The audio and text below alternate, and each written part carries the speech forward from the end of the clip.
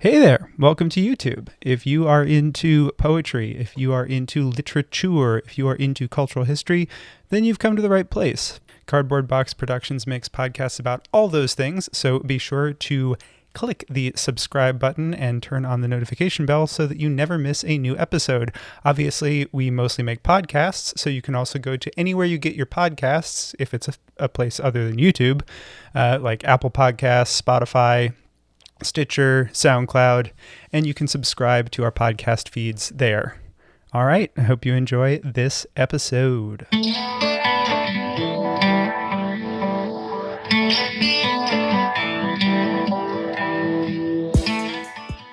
Hello and welcome to Close Talking, the world's most popular poetry analysis podcast from Cardboard Box Productions Incorporated. I am co-host Jack Rossiter Munley, and with my good friend Connor McNamara Stratton, we read a poem, talk about the poem, and read the poem again. Before we get into today's selection, a quick note that if you like what we do here at Close Talking and have a spare minute of your time, it would mean the world to us if you would give the podcast a rating and review on Apple Podcasts. Those ratings and reviews help boost us up the algorithm and find new listeners. And if you have suggestions for future episodes or comments on this one, you can send us an email at closetalkingpoetry@gmail.com. And you can also find us on social media. On Twitter, the show is @CloseTalking. I am @Jack Rossiter Munn, and Connor is @Connor M. Stratton. On Instagram, the show is @CloseTalkingPoetry, and on Facebook, it's facebook.com/CloseTalking. We also have a website, closetalking.com, where you can find all the past episodes of the show, and Cardboard Box Productions has just launched a newsletter, Unboxed, and if you go to cardboardboxproductionsinc.com, you can subscribe for more behind-the-scenes stuff on Close Talking and all of the other literary and cultural history podcasts that Cardboard Box Productions makes. On with the show. Welcome to an all-new episode of Close Talking. I am one of your co-hosts, Connor McNamara Stratton. And I am your other co-host, Jack Rossiter Munley. And we have got another great poem for you this week, as in fact we always do, and as in fact I always say we always do. And before we get started, a little request, which we always put in the end, but I would like to put in the beginning, is if you have a second, if you're on the train, you're in a car, you're walking around, if you're doing the dishes, and you're near your phone, you can open your phone, click on our app, press 5 stars. If you want to write us a review, that'd be nice. Give us a rating. The more ratings that we can get, it's easier for people to find us. It helps a lot. It's very simple. Thought I'd throw this in at the beginning. So there we go. I've done my big plugging for the week. So I'm pretty tired. Maybe we should just call it a day. All right, yeah, let's get back together in like 4 hours. Okay, sounds good.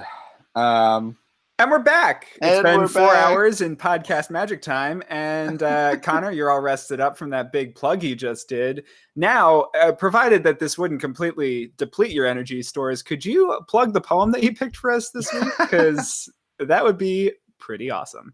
I can, in fact.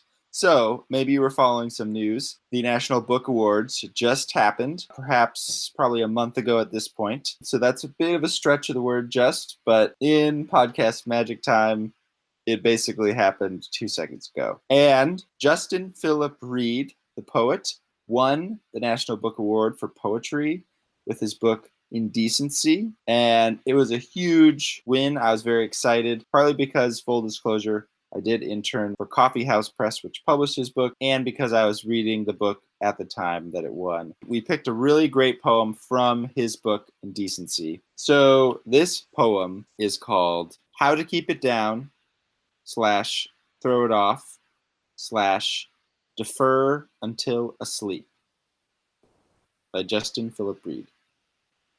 My stomach imagines itself as an injury.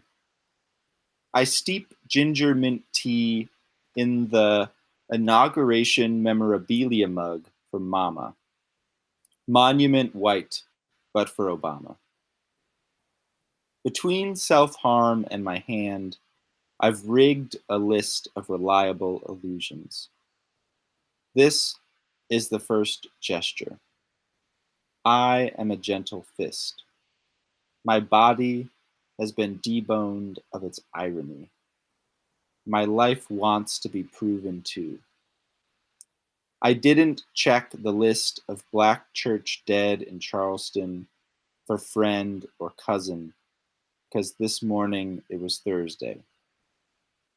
Work was quiet after I asked a white girl if she could quit whispering. The hissing hit his reddest Venus notes until a droning rain applauded. His ears ring full of answers to his own knocking when he's home alone, i.e., almost always. Pacing the apartment for a nest in which to knuckle shut and wax unknown, he statues and envisions both spread hands rooting a brown expanse into the kitchen floor's glaucous linoleum. And after, the image on Instagram with heightened contrast, hashtagged, emblem, etc. And producing this proof would require one of his hands. And what if, nearby in the drying rack, a knife shines, impetuous? And it occurs to you that this occurring to you is a thinner ice than most other Thursdays, is skin quickly shucked off a winter's lip. The hour itself murmurs open better yet back like a hangnail, as in persistent rawness and in the wrong direction. You hunker the mug sternum-wise. It's hot as a kind of heart meat, but a blanched blues, and mother your torso around it like a matryoshka mold.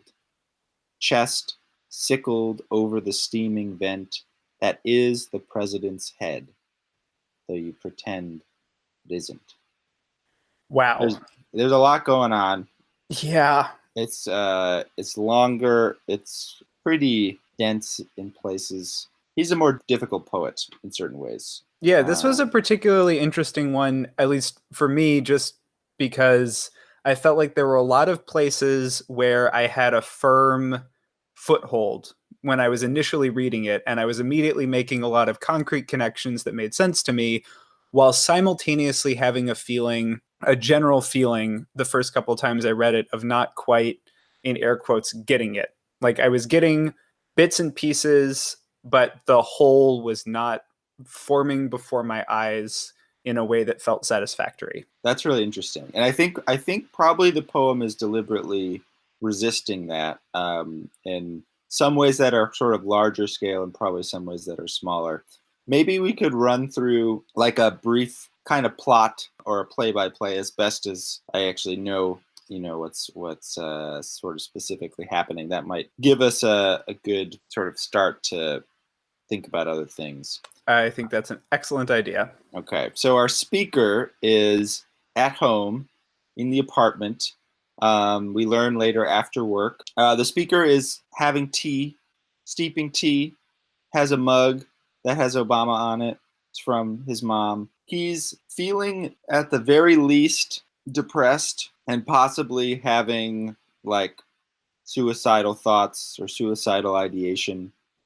We have the line, between self-harm and my hand, I've rigged a list of reliable illusions. So we kind of imagine him alone by himself, sort of dealing with that feeling. And then this is around, we learn that this poem, the setting is around, would be like late June of 2015, which was around the Charleston shooting, which was when Dylan Roof, a white supremacist, shot up a black church. And so we sort of gather from that the speaker, like Justin Phillip Reed, is from South Carolina, is black, might know people who were killed in the shooting, but is sort of avoiding it. Then he sort of is reflecting on the day. Work was quiet after I asked a white girl if she could quit whispering. And then he's sort of just thinking about the the hissing of the whispering, etc. And then we go back to the apartment alone. He's looking for a nest in which to knuckle shut. So he's still sort of looking how to feel better or more safe or something like that. And then sort of imagines, and this is either he's imagining, I think, an image of himself basically like lying like on the ground, kind of like spread, either imagining himself dead on the ground or like an image playing dead kind of thing is how I am reading it. He statues and envisions both spread hands rooting a brown expanse into the kitchen floor's glaucous linoleum. Glaucous means usually like blue greenish with like a silvery. It's kind of like a plant usually used for plants. And then is imagining having that image being posted to Instagram and what it would require to get the image, that it's hard to be dead or play dead on the ground and also take a picture of yourself and post it to Instagram. It would require one of your hands. Then he sees a knife in the kitchen, and the thought, I think, of self-harm or suicide becomes more immediate. We have this interesting, it occurs to you that this occurring to you is a thinner ice. So this thought provoked by the knife is closer to home than it usually is, perhaps. And then in response, basically, he hunkers over the mug sternum wise and basically is using the mug as like a hot vent. And we sort of see him sort of like his chest is covering the mug, sickled over sort of like a crescent. And he gives us this image of the Matryoshka mold. So there's like a doll within a doll, etc. So the mug, which has Obama's head, is like the head on the inside, and then he's forming sort of the outside mold. And that's kind of where the poem ends. So not much like happens per se, but I thought, especially because a lot of the diction is difficult too, might be helpful just to be as grounded as we can in the beginning. I think that's really valuable because the poem doesn't really put a premium on the narrative. It's much more interested in all of the forces that are acting upon that hinted at narrative, and that's, I think, where a lot of the more accessible or immediately recognizable references and images come in, is the Charleston shooting. Okay, I have, like, that's a general reference point. I can understand what that is. Inauguration memorabilia. Yes, I've seen what that looks like, whether it's a Republican inauguration, Democrat inauguration, a lot of the same kind of stuff gets created for it. Like, I know what that is. I know what a Matryoshka doll is. Like, the signposts that are making it a little clearer on a broader reference level are sort of one step removed from the narrative of what the speaker is doing and are more related to what the speaker is thinking or feeling. Yeah, I think that's really right.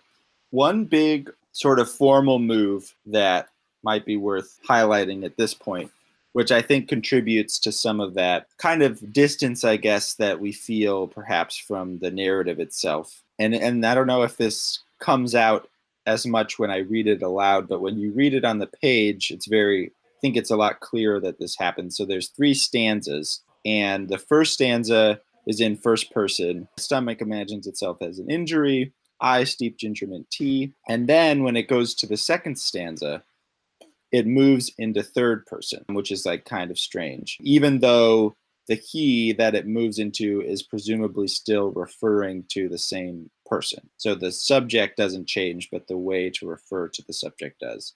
So we have work was quiet after I asked a white girl if she could quit whispering. The hissing hit, and then we line break and stanza break in the middle of that sentence, which is like pretty intense. The hissing hit his reddest Venus notes until a droning rain applauded. And then it's his ears that are ringing full of answers to his own knocking. And then when we go to the third stanza, we've sort of spent that whole second stanza in the third person. We move to the second person. So we have nearby in the drying rack a knife, and then line break, stanza break, shines, impetuous. And it occurs to you that this occurring to you is a thinner ice than most other Thursdays. So for me, that's like the biggest formal move that I can sort of see in the poem. Like if you think about it as a piece of architecture, it's like, oh God, I'm just made myself have to do an architecture analogy, which was really my own choice that I failed, and now I don't really know. I guess I would say it's the scaffolding. There it is. Yeah. So it's not like I like that one because I haven't heard it before. okay, so it's like the scaffolding of a building, rather than say, The facade. The facade. It's not the facade. It's not like the way the ceiling looks on the third floor. It's not a very specific micro thing. It's something that's working at the level of the whole building. Whew! Narrowly escaped that one. That was could have been a doozy. That ended up being a really good one, though, because I think it's a good point, because that was one of the first things that I sort of noted as I was reading through the poem. Is like, oh, this is, we've talked about loud forms before, and this was sort of a loud formal decision where it really sticks out to you as you're reading it, especially as you noted between the first and second, where all of a sudden a sentence is saying I and then switches to saying he. Right. It's like, whoa, wait a minute. He, what? Yeah, the pronoun switches in the middle of the sentence, even though it's split by the stanzas. So it's like you'd be hard pressed not to notice it. Because even if you didn't notice and think, oh, the poem is switching pronouns, blah, blah, blah, you'd just be like, why are we now talking about a random dude? Like, Right. Where did this dude come from? Because you'd still be like, who is he? I don't know this he. And I think you also just feel a little uncomfortable reading that abrupt of a switch. Yeah. And there are some abrupt switches going into the third stanza, but they're more to do with line break placement, I think, than they are to do with pronoun switches. So you get a knife and then the stanza break shines. So it cleanly ends the sentence. There isn't a big switch there, but shortly thereafter, you have this really harsh, the word Thursday, half of it's on one line, half of it is on the next, almost like the knife that just got introduced slashed it in half with this really violent line break. Yeah, no, that's really right. With this formal move, I feel like there's a lot of things we can say about it, but the two big directions that I'm thinking about are, what's the effect that it has on the reader, and, given the content of the poem, why make this formal? Why make this choice?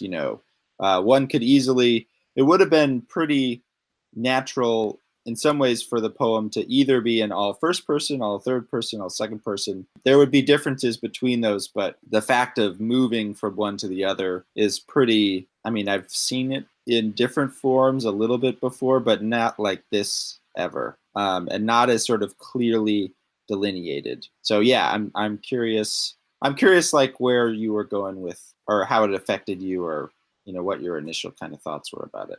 Yeah, as I was thinking about it, I kept coming back to the overall feeling that the poem gave me, which was one of intense isolation and loneliness. Because aside from our speaker, there is the white girl at his job who's never given a name, and all she does is like exacerbate the speaker's problems. And there's the mother who is removed other than having given him this mug. She's not present in any way. Even the mug is like a gift that is talked about almost on its own terms. He never doesn't make a phone call to her. She doesn't call him. People are one step removed. This is very much on its own. And so it would seem natural then to just keep saying I.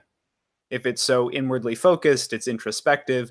The fact that it switches to he and you, to me, accentuated the loneliness and isolation, because he is an impersonal way that a collective could address an individual that they don't care about, or that isn't given a name or more personhood. I is still personal. You're writing about yourself. You're imbuing it with this. So he, third person, gets to this kind of not fully mechanized, but it's like kind of distancing. And then you get to you, which could be connective, but I think crucially, it's not collective. It's still a singular you. And so even though it could feel like the you is like reaching out, maybe it's addressing, in some instances, you use you to address a reader. Here it's all pointed back to the I and the he. So I think by putting up he and putting up you introduce the idea that there are other people surrounding this individual who's thinking about what's going on with themselves, but you keep them at a distance, thus accentuating the loneliness and isolation that this person is feeling. Yeah, no, that's definitely how I was thinking about it too. And even isolation, but this kind of like thinking about self-harm or thinking about suicide potentially, that kind of isolation, there's you're a threat to yourself in a kind of way. And I think, I don't know, I'm not I've been in therapy, but I'm not a licensed counselor. I don't have a degree in psychology, so everything I might say is hack science. But when I feel like when one is in that position, that kind of distance is necessary as a protective mechanism in some ways. Because part of you is like, I don't want to die, or I shouldn't want to, or blah, blah, blah. Yet I have these feelings, or I find myself thinking about this kind of thing, and that's scary to me. And so suddenly there's like multiple parts of yourself that are in conflict with one another. And so I wonder if the speaker has sort of built this, which is why the Matryoshka mold is so interesting, but basically built these layers of himself to protect himself from himself. And that's kind of how I was thinking about it initially, from the sort of emotional stakes. And then I started seeing that layers were kind of everywhere. And in the second stanza, it's not quite layers, but we have pacing the apartment for a nest in which to knuckle shut and wax unknown. So he's looking in his apartment for a nest to like go inside of. So we get some kind of sense of like needing that kind of respite or that kind of shelter. And then, we have the most obvious images of layers come in the third stanza, where we have, it occurs to you that this occurring to you is a thinner ice than most other Thursdays. So there's the thinner ice. And so we have this kind of like, there's the above the ice, and then there's the danger, which is below the ice. Were the ice to break, that's when, you'd fall in the freezing water and die or whatever, or at least get hypothermia. And that ice, that protective layer of ice, is thinner than it usually is. And even the way that the sentence is, and this occurs to you that this occurring to you is a thinner ice, is another kind of layered way of talking about occurrence. There's two occurrings, and there's this kind of like, there's the you that this occurs to, and then there's the you that this occurs to about this occurring to you. Yes, the layers of thought and realization, where you see the knife and you have a thought, and then you have a thought about the thought about seeing the knife. Exactly. And then that continues pretty, there's like, is skin quickly shucked off a winter's lip, which is an amazing line. But then we get that shucking. So we're thinking about corn and taking off the outer layer, the husk of a corn. And then the hour itself murmurs, open better yet back like a hangnail, which the phrasing of it is also very interesting. But we have the image of a hangnail, which is where the skin kind of grows over the nail. Or the nail grows under the skin. Or the nail grows under the skin. Depending on how it starts. But it's basically, it sucks. There's a bunch of really gross pictures on the internet if you're curious and you're like, oh, I wonder what that looks like. You won't wonder anymore, and you'll want to take your eyes away. We won't post links to that in the notes, but feel free to Google image it. I did it. I regretted it, but it was very informative. Do you want to be filled with regret? Take our advice. Don't look at hangnails online. No. But again, there is, that introduces another set of layers. You have the skin as one layer and the nail, not in usual form, sort of operating in a layer, but because it's a hangnail, they, one is now suddenly unnaturally under the other. Then we have you hunker the mug sternum-wise and mother your torso around it like a Matryoshka mold. chest sickled over the steaming vent. So then we have, and then this is great, this like the mug that is the president's head, though you pretend it isn't. This mug has the image of Obama. So we have this like inner layer, which is, we need to come back to, of course, that's Obama, or the mug of Obama. And then the outer layer, which is the body, his body, sort of covering it like a Matryoshka mold. So then the quick point after that, after all those layers and thinking about what's a basic function of the pronoun shifts, is that is a way of creating an effect of layering within the sort of the scaffolding of the poem itself, where we begin with this first person. We're at a kind of maybe outer level of the self where we can think about what we're doing, steeping ginger tea, have our mug, Momma. That the use of Momma is like so intimate, it's not like my mother kind of thing. And so the self that's in the first stanza has a almost kind of social self. And then in the second, we're getting kind of more inward, I think.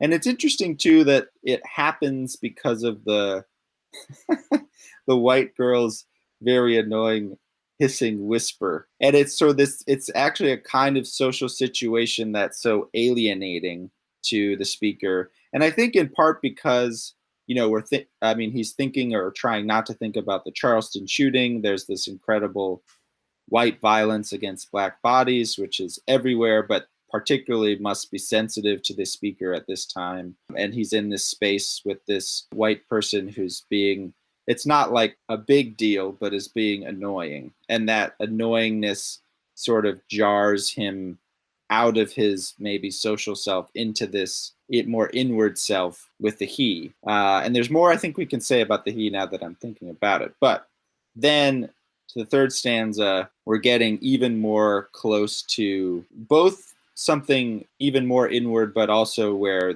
like scary, then the knife shines impetuous, and that thought provoked by the knife and what he could do with it changes it into the you.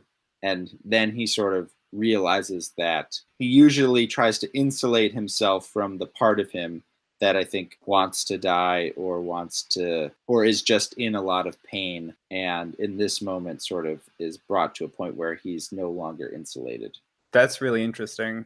I like that because I think it also points to another couple of layers that are operating in the poem, which is there's the political, broader social layer, there's the personal social layer, and then there is the inside of the speaker layer that's going on. And they all have their little moments within the poem, but you also see throughout it, the speaker is searching for refuge, initially from something like the news about what happened in Charleston, and then from this aggravating coworker, which pulls us into the second stanza where it becomes very centered in the apartment, and you get a sense of seeking refuge from the world. But then in that last stanza, the struggle to find refuge from the more dangerous impulses within yourself. And so I feel like that movement is gently happening through the poem as well. Oh, I was also interested that you brought up the hangnail and the winter skin, because I think those are two instances of really benign bodily pain that can sometimes could be categorized as pain that you do to yourself. So like you get a little bit of chapped skin on your lip, and technically something is going wrong when that happens because you're not supposed to get chapped lips. Like your body isn't really supposed to do that. It's a reaction to something being done to it, but it's a natural impulse to like maybe bite it off. And so in the most benign sense, it is like technically self-harm, like you are harming yourself when you do it. It's like technically that, although it's obviously not what we categorize as that for the purposes of the poem. But I think that, and then following that with the hangnail, which when you treat your hangnail, if you get one, is like not super pleasant and can hurt. And you might have to see a doctor, but if it's just a minor one on your finger or on your toe, a lot of times these are not the ones that people put pictures of on the internet, by the way, the ones I'm talking about right now. These are like when you notice it's starting to happen at home, whatever. But like you fix it and it hurts when you do it. And it, again, in the technical sense, falls under the umbrella of some kind of self-harm for like a healing purpose, but like you're hurting yourself in the process because it's literally painful. And so to have those two instances of like wounding of the body, kind of a really benign form of self-harm, is interesting in that last stanza put against the thoughts of serious self-harm that the speaker is having. Yeah, that's really fascinating. Yeah, also like the chapped lips, it's like the body, you never make the conscious choice to get your lips chapped as a response to the winter. That's just something your body does by itself. That then you're like, I got these chapped lips, mad about it. Got this hangnail. I didn't ask for this. So it's this very real, even though benign, as you say, mostly example of the body and you kind of like at odds with each other, or having reactions that are, in conflict or in tension. Yeah, I think that's a really good point. Also, in the second, I like that you brought up the fact that the first has this sort of political sphere and the second goes more to the personal sphere, because even though the speaker in the second stanza is feeling very isolated and we're talking about him in the third person and he's pacing alone in his apartment, that's where he's thinking about this image of him, like spread on the floor, but then like posting it to Instagram, right? So there's like this idea of the image on Instagram of his hands, rooting in an expanse against the linoleum, hashtagged emblem, etc. Producing this proof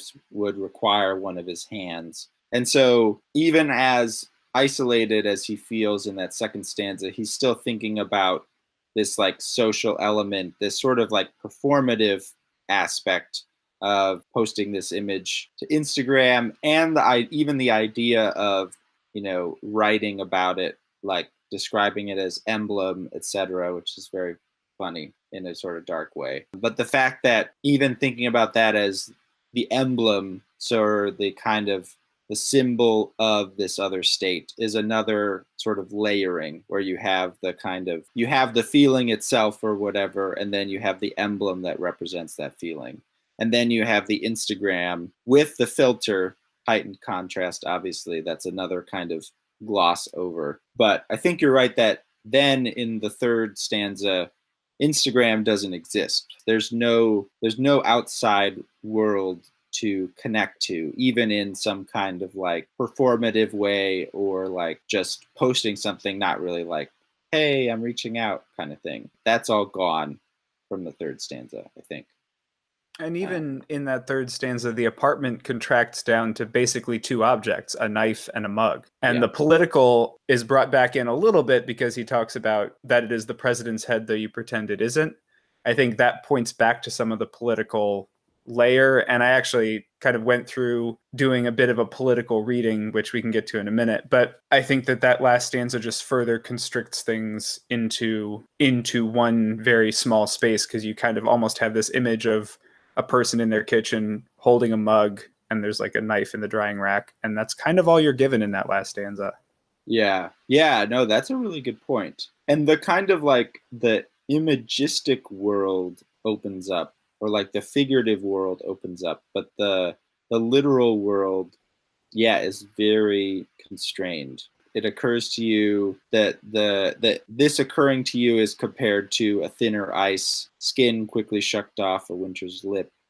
The hour, so time, is compared to opening like a hangnail. And those are all very vivid images, very vivid, but are attaching themselves to very abstract concepts. Yeah, and you're totally right. It's just a mug and the knife. And in those two images, you sort of get one that is harm, the knife, and one that is comfort and connection, the mug from his mother.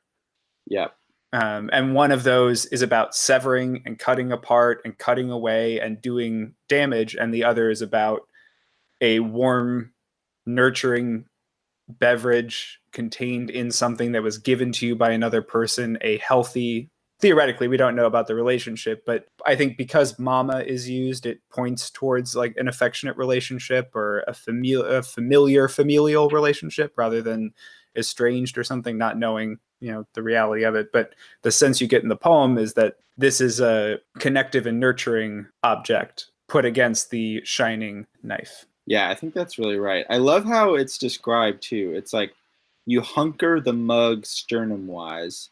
It's just the sounds are so beautiful and just like such a weird, like I never would imagine any of those words together, but they work. But they have all those U sounds that are really nice. You hunker the mug sternum wise, and like hunkering down, but also then used as a transitive verb, like with the direct object, like you hunker the mug, not like you hunker down with the mug. Is gets it so much more immediate. And then describing the mug as hot as a kind of heart meat, but a blanched blues is like very fascinating and somewhat opaque. But we have the hot as a kind of heart meat. There's this, it's close to you, it's warming you, but it's fleshy in kind of a gross way, heart meat. But a blanched blues is very interesting. I mean, it's a beautiful phrase, but then we think of blanching, which is like, also very hot, because when you blanch a vegetable, you're just like boiling the crap out of it, right? And then you like put it in ice or something to cool it. I think that's the blanching process. It's been a while since I blanched something, I have to confess. But then it's a blues, so it's kind of sad, and there's this kind of like we're thinking about the blues, but which is also a kind of genre that is both melancholy but also warming, in some sort of way. And then you mother your torso, which is like a great verb that brings in, I think, the mug and the mug's connection to his own mother. That now he has a relationship to his own torso in the form of a mother. And then the line, chest sickled over the steaming vent, is very fascinating. The mug is a vent, which is like just cool to think about. Obviously, it makes sense that steam's coming out of it, but then the word sickled is very interesting. So we have the image of a sickle as the kind of crescent shape, so we can sort of see the chest curved like a crescent over the mug. But the sickle has obviously darker connotations. It is a blade. It has the association with the reaper. It also has, maybe we're thinking about corn again, or like sickles in the fields. I don't know. It's just like sickled, like in that word, is so strange. So I really go far. Oh my God, Jack has the answer for me.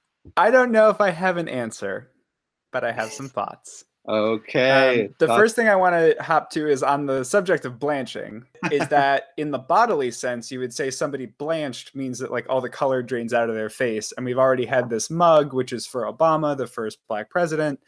And it is already described as monument white, but for Obama. So it's like a white mug that I guess has his face on it, or it's kind of unclear. Or maybe it is a mug that like is the shape of his face, but it's made out of white material. Because when you say inauguration memorabilia, I'm just going like super kitschy. And I'm imagining it like as literally it's Obama's face, but because it keeps getting described, it's as the president's head. It's not like a mug with the president's picture on it. So anyway, That's my image of it. There's obviously like room for... That's interesting. It's not strictly described, but that's how I envisioned it. But on the subject of this sickling you speak of, let me speak to you about the political reading that I gave this poem. Oh, good. Because obviously it seems like a lot of the focus is on the speaker and their mental health. The overlay that is given for it, as we've discussed a little bit, is sort of the political, I don't know what you want to say, the political events of the time, but kind of generally just like what is happening on a social level that is so distressing to the speaker. And there are a bunch of different ways that I think this poem very adroitly points back to that, even while interrogating the very particular inner workings of the speaker's mind. and ways that, in fact, the political is infiltrating even these more guarded personal spaces that the speaker is trying to create for themselves. So you start off with what is literally a gut feeling. My stomach imagines itself as an injury. And this is where I started down my political road, because it reminded me of something that the character of Roy Cohn says. Gastric juices churning. This is enzymes and acids. This is intestinal is what this is. Bowel movement and blood red meat. This stinks. This is politics, Joe. This is the game of being alive. And you think you're what?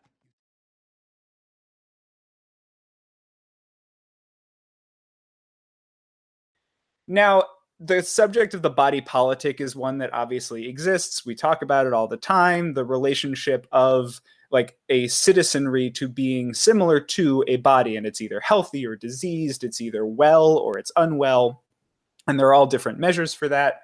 But particularly the idea of it being the game of being alive, or as Hunter S. Thompson said, politics is a means of controlling your environment, which is another, I think, interesting window into ways of thinking about what do we mean when we say politics? What's it actually about?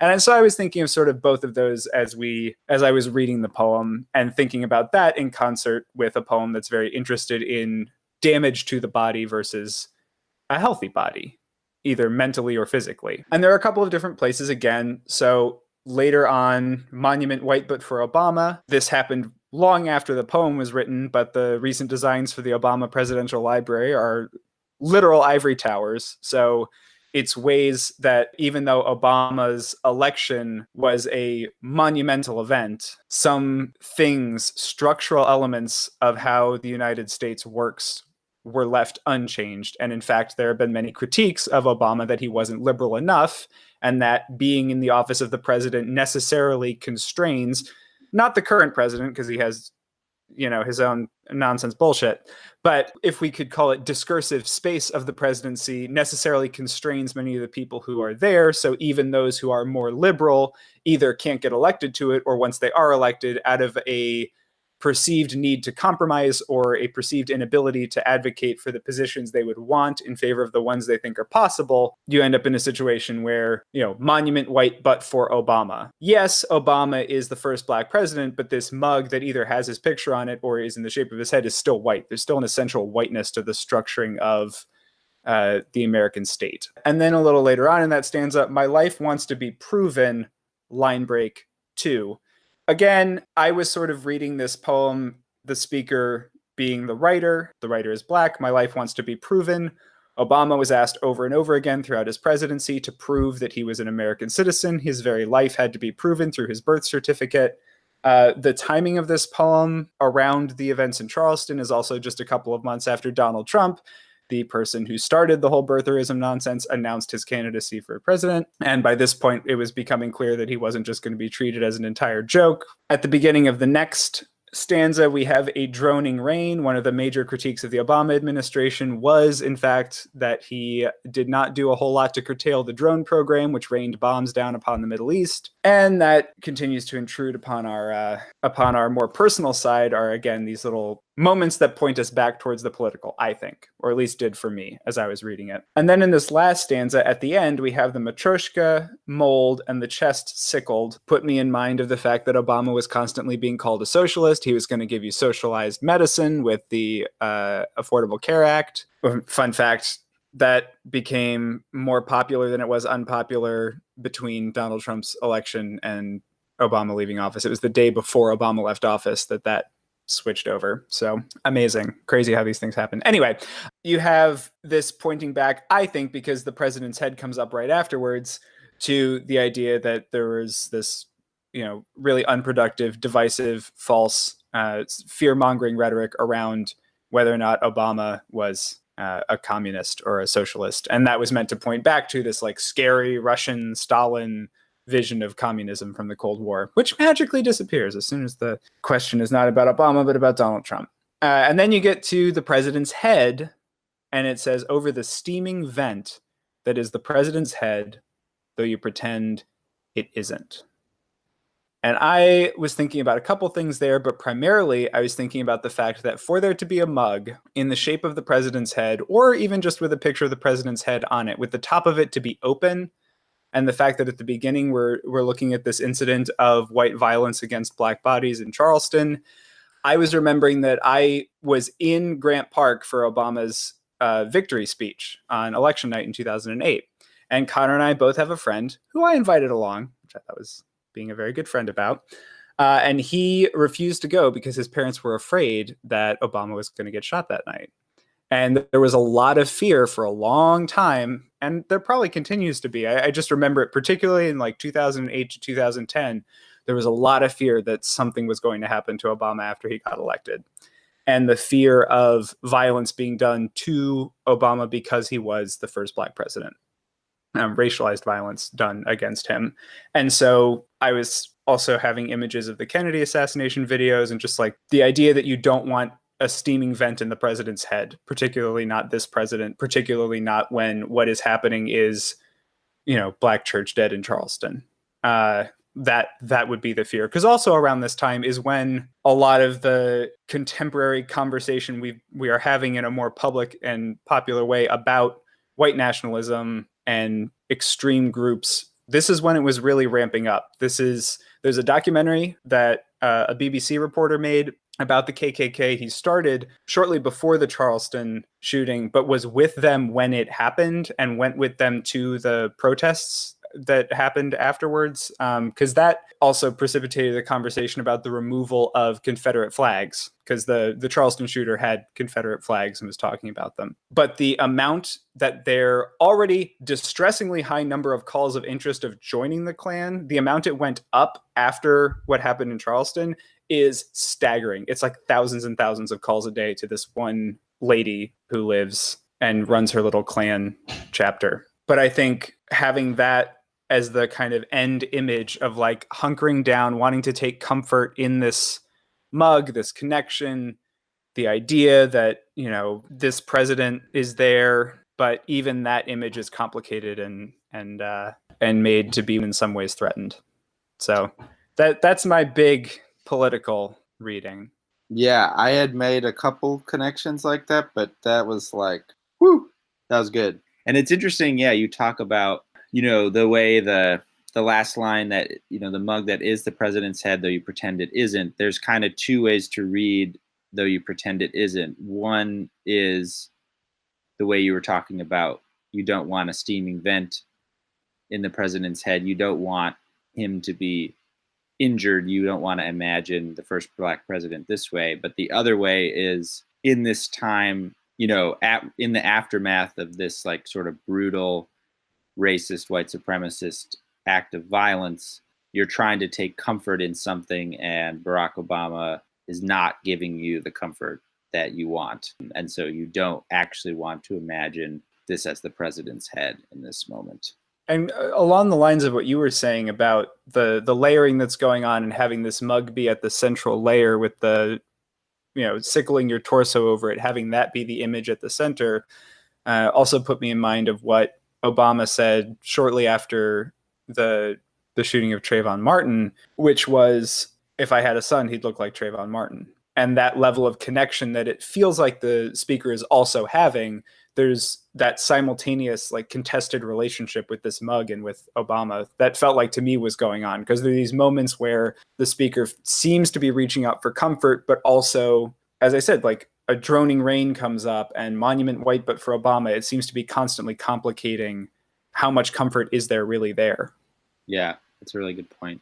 The other way that to tie it, to think about these stanzas and that political reading and the mental health reading. So the title, which is kind of interesting, I sort of figured out at least one way to do it. So it's kind of an odd thing because it's how to keep it down / throw it off / defer until asleep.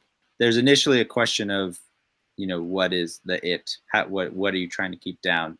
But then when I was thinking about the three stanzas that are so distinct from each other in terms of POV, it seems like the first one, how to keep it down, is like the first stanza. And then if you can't keep it down, how do you throw it off, which is like the second stanza. And then if you can't throw it off, how do you defer it until you're asleep? And so it, I think, is kind of like whatever kind of pain or ideas of self-harm or suicidal ideation or fear in some ways, perhaps, because of, what's going on, how do you handle that? And it gets kind of increasingly like defer until asleep is like the saddest one, because it's really, there's the only thing you're hoping for is just to wait it out until your body's tired and then you wake up, but nothing's really changed except time has passed. Anyway, very, very complex thing happening there. I think very complex could be, that's how I think about this poem. It is just incredibly complex on a whole lot of different levels, because as you pointed out, everything about this poem has layers. Even every individual line seems to be operating on more than one level when you start looking at it, which I know is like kind of how analysis of poetry always works, and you wring all the meaning you can out of different bits. But more than many poems you might read, even little individual pieces of this poem turn into just like a whole waterfall of possible readings and meanings and interpretations, and it's really quite something. Should we read it again? No, I think you should read it again. Read it again. All right. How to keep it down. Throw it off. Defer until asleep. My stomach imagines itself as an injury. I steep ginger mint tea in the inauguration memorial mug from Momma. Monument white, but for Obama. Between self-harm and my hand, I've rigged a list of reliable illusions. This is the first gesture. I am a gentle fist. My body has been deboned of its irony. My life wants to be proven to.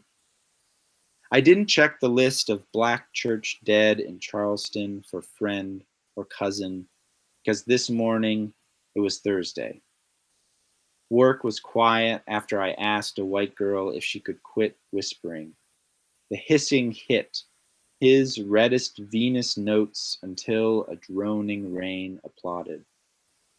His ears ring full of answers to his own knocking when he's home alone, i.e. almost always.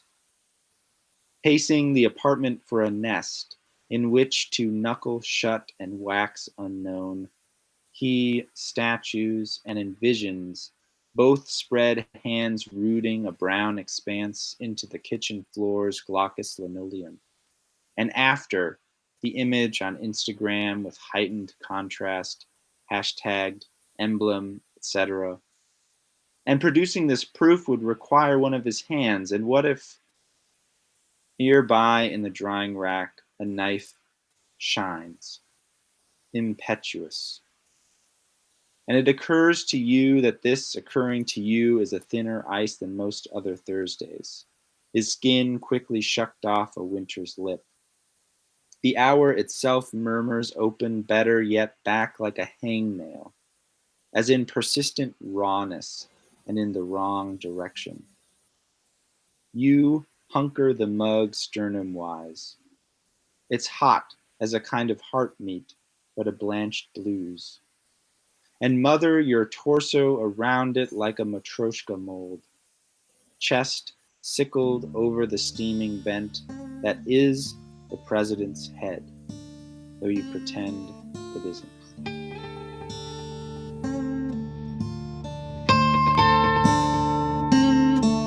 This is co-host Jack Rossiter Munley. Thank you so much for listening. If you enjoyed this episode, head on over to Apple Podcasts, leave a review. 5 stars maybe? Those reviews help with the algorithm and are a great way for us to find new listeners. And you can put anything in them. You can write whatever you want. You can just say, oh, this is a good podcast. I like this podcast. You could be like, hey, that Connor guy, he makes a lot of good points. Jack, why is he doing this outro so long? You know, get him off the mic. Whatever you feel like writing, head on over there, 5 stars, drop in the review. Do you have thoughts about this poem? Is there a poem or poet you'd like us to cover on a future episode? Well, we'd love to hear from you. And there are tons of ways that you can get in touch with us. I mean, I guess you could drop it into an iTunes review. You could be like 5 stars. Hey, why don't you talk about insert name of poet here? But you can also send us an email. That's probably the best way to do it. closetalkingpoetry@gmail.com is our email address. Or you can find us on Twitter. I am at Jack Rossiter Munn. Connor is at Connor M. Stratton. And the show is at Close Talking. On Instagram, you can find us there too. We are at Close Talking Poetry. And we are on Facebook at facebook.com/Close Talking. We haven't gotten to TikTok yet, and we might never. Who knows? Anything's possible. Speaking of all those social media platforms, a very special thank you to our incredible social media manager, Corey Chena, who keeps us active across the internet. And a thank you to all of you for listening. We will see you next time.